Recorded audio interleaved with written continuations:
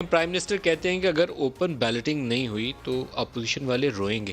طریقہ کار وہ چاہتے ہیں کہ شفاف ہو، نوبل آبجیکٹو ہے، پیسے کا استعمال رکنا چاہیے، لیکن جو ابھی تک تحریک انصاف نے طریقہ خود اختیار کیا ہے وہ کافی متنازع ہے۔ پارلیمانی جمہوریت کے اگر نارمز کو دیکھیں تو پارلیمنٹری کمیٹی میں بل آنا چاہیے، ڈسکشن ہونی چاہیے، اپوزیشن کو انگیج کر کے انڈرسٹینڈنگ براڈر ایشوز پہ کرنی چاہیے، پھر ڈیبیٹ ہاؤس میں ہونی چاہیے۔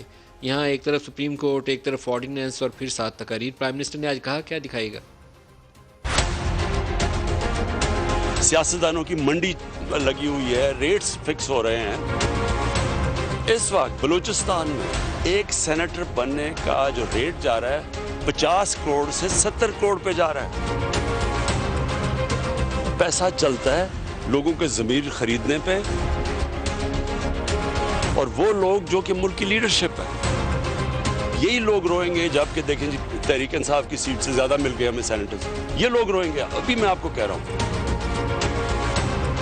مجھے پہلے 5 سال پہلے جب ہمارا سینٹ کا الیکشن تھا انہوں نے ہمیں پیسے کی آفر کی کہ اگر آپ ہمیں اس سینٹ کی سیٹ دے دیں تو کہیں ہم اتنا پیسہ دینے کے لیے تیار ہیں، آپ شوکت خان ہمیں دے دیں۔ اس طرح کی آفرز ہوتی ہے۔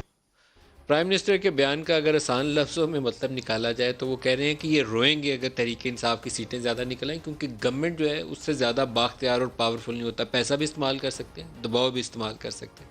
تو اگر انٹینٹ یہی ہے تو پھر وہ اسپرٹ کے خلاف ہو جائے گا جو وہ چاہتے ہیں کہ شفافیت آئے، جس کا جتنا حصہ ہے اتنا ہی لے۔